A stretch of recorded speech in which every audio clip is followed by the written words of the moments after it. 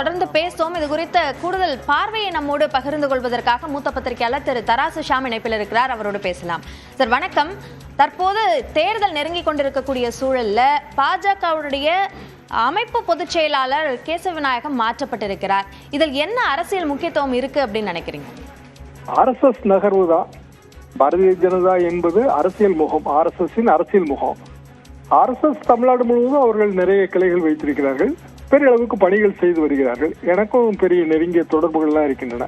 RSS மூத்த தலைவர் சூரிஜி என்கிற சூரிய நாராயணன் ஜோஷி அவர்களது ஹிந்துஸ்தான் சமாச்சார் என்கிற செய்தி நிறுவனம், இதோடெல்லாம் பெரிய தொடர்புகள் இருக்கின்றன.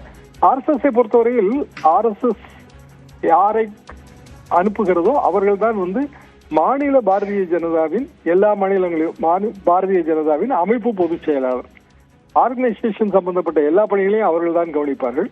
லைம்லைட்டுக்கு, பொலிட்டிக்கல் லைம்லைட்டுக்கு வரமாட்டார்கள். ஆனால் அவர்கள் தான் உண்மையான முதுகெலும்பு. அந்த வகையில் தான் கேசவ விநாயகம் அவர்கள் பணியாற்றி வந்தார்.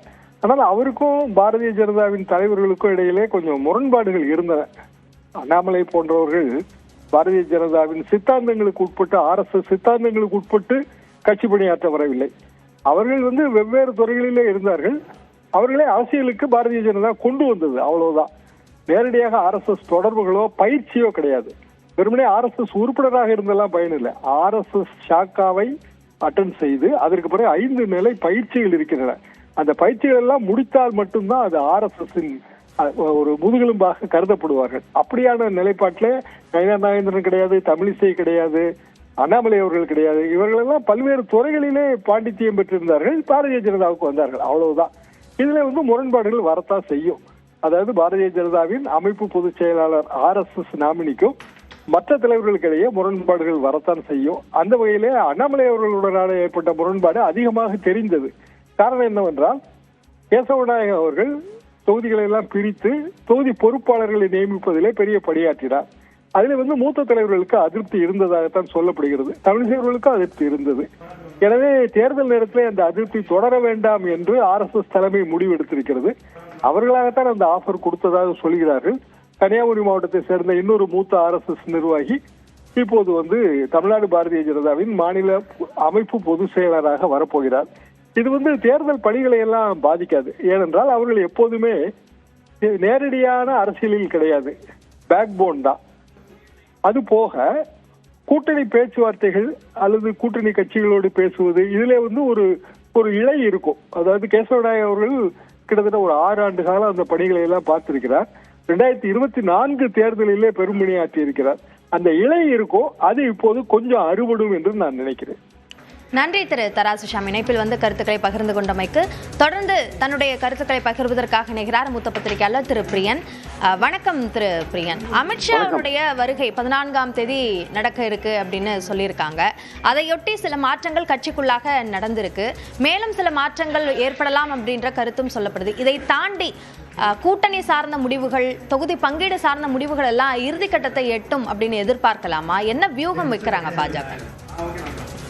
பாஜகவை பொறுத்த மட்டும் பிரதமர் அமித்ஷா அவர்கள் மாறி மாறி வரதான் நம்ம பாக்குறோம். இந்த மாச கடைசியில பிரதமர் வரதா இருக்காரு. இப்ப நடுவில் இடையில அமித்ஷா வர்றாரு. இப்போ முதல்ல பிரதமர் பிரச்சாரத்தை ஆரம்பிச்சு வச்சாரு. அதுக்கு முன்னாடி அமித்ஷா வந்தாரு, அதுக்கு திருச்சிக்கு வந்தாரு, அதுக்கு முன்னாடி கூட்டணியை ஃபைனலைஸ் பண்ணாரு. சோ இந்த தமிழ்நாட்டை பொறுத்த மட்டும் ஒரு ஸ்பெஷல் கேர் எடுத்துக்கிற மாதிரி தெரியுது. வெஸ்ட் பெங்காலுக்கு அடுத்தபடியா ரொம்ப கான்சென்ட்ரேட் பண்றது தமிழ்நாடுன்னு நினைக்கிறேன். அதுவும் தமிழ்நாட்டில் அந்த கூட்டணியை கட்டமைக்கிறதுல அதிமுகவோட பாஜக ஒரு பல முன்னெடுப்புகளை அவங்க செய்யறதை நம்ம பாக்குறோம். அவங்களுடைய முயற்சியினால்தான் பாமக அன்புமணி கூட்டணியில் இணைந்தார். அதே மாதிரி தினகரன் இணைந்தார். சோ இந்த தடவை அமித்ஷா வரும்போது கண்டிப்பாக தேமுதிகவை எப்படியாவது என்டிஏ கூட்டணிக்குள்ள கொண்டு வரணும்னு ஒரு முயற்சி தொடர்ந்து நடந்துட்டு இருக்கு. அவங்களும் திமுகவும் பாஜக மாறி மாறி பேசிட்டு இருக்காங்க. சோ அது எந்த இடத்துல போய் முடியும்னு தெரியாது.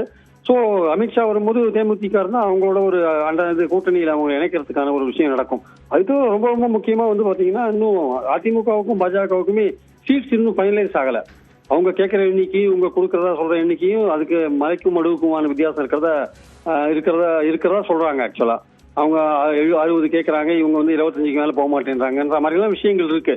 அப்போ இதெல்லாம் செட்டில் பண்ண வேண்டிய அவசியம் இருக்கு. அது அமித்ஷா வந்தாதான் நடக்கும்ன்ற மாதிரியான ஒரு சூழ்நிலை இங்க இருக்கிறத பாக்குறோம். அது தவிர பாஜக உள்ள இருக்கிற உட்கட்சி பிரச்சனைகள், அண்ணாமலைக்கும் நயினாருக்கும் நடக்கிற மோதல்கள், அப்புறம் கேசவ விநாயகம் ரிமூவ் பண்ண விஷயங்கள் முதல் தடவையா நம்ம பாக்குறோம். பாஜகவோட அஃபேர்ஸ்ல RSS உடைய பங்களிப்பு எந்த அளவுக்கு இருக்கு அப்படின்றத பாக்குறோம். RSS ஆல நியமிக்கப்பட்ட அமைப்பு செயலாளர் கேசவ விநாயகத்தை எடுத்துட்டாங்க. அது உட்கட்சி பிரச்சனைகள்ல அவர் அண்ணாமலைக்கும் நயினாருக்கும் 2 பேருக்குமே அவர் ஒரு பிரச்சனையா இருந்திருக்காரு. அண்ணாமலையும் கம்ப்ளைண்ட் பண்ணிருக்காரு, நயினாரும் கம்ப்ளைண்ட் பண்ணிருக்காரு. 2 பேருமே கேசவ விநாயகத்தை மேல கம்ப்ளைண்ட் பண்ணிருக்காங்க. அப்போ அந்த அமைப்பு செயலாளர் மேல ஒரு குற்றஞ்சாட்டி அவர் வெளியே அனுப்பும்போது, அமைப்பு செயலாளர் ரொம்ப முக்கியமானவர், மாநில நிர்வாகத்துல ரொம்ப முக்கியமானவர். அவருக்கு பல வருஷங்கள் அந்த பொறுப்புல அங்க இருந்திருக்காரு. இன்னொருத்தரை கொண்டு அங்க தேர்தலுக்கு முன்னாடி நியமிக்கும் போது அவர் எல்லா விஷயங்களும் கவனிக்கணும். கூட்டணி போன்ற விஷயங்கள், அப்புறம் உட்கட்சியில் இருக்கிற பிரச்சனைகள், தேர்தல் பிரச்சாரங்கள்னு பல விஷயங்கள் அதுல இருக்கு. அந்த மாதிரியான விஷயங்கள் கவனிக்கிறதுக்கு எந்த மாதிரி ஆட்கள் RSS போட போறாங்கன்னு நமக்கு தெரியல. சோ அமித்ஷா வரும்போது இந்த விஷயங்கள் எல்லாம் ஃபைனலைஸ் பண்ணக்கூடிய வாய்ப்புகள் இருக்குன்னு நினைக்கிறேன். சோ அமித்ஷாவுடைய இந்த வருகை தேமுதிகவோட கூட்டணியை ஃபைனலைஸ் பண்றதுக்கான ஒரு விசிட்டா அமையறதுக்கான வாய்ப்புகள் இருக்கு. அதிமுகவோட கூட்டணி பேச்சுவார்த்தைகள்ல இழப்பங்கீடுகள்ல முடிவு எடுக்கிறதுக்கான வாய்ப்புகள் இருக்கு. அதே மாதிரி அமைப்பு செயலாளர் போர்ஸ் பண்றதுக்கான வாய்ப்புகள் இருக்கு. நயினாருக்கும் அண்ணாமலைக்குமான பிரச்சனைகளை தீர்க்கிறதுக்கான வாய்ப்புகள் இருக்கு. நன்றி திரு பிரியன், இணைப்பில் கருத்துக்களை பகிர்ந்து கொண்டமைக்கு. பாஜகவினுடைய இந்த அரசியல் செயல்பாடுகள் என்பது சட்டமன்ற தேர்தலை ஒட்டிய ஒரு முக்கிய நகர்வாக பார்க்கப்படுகிறது.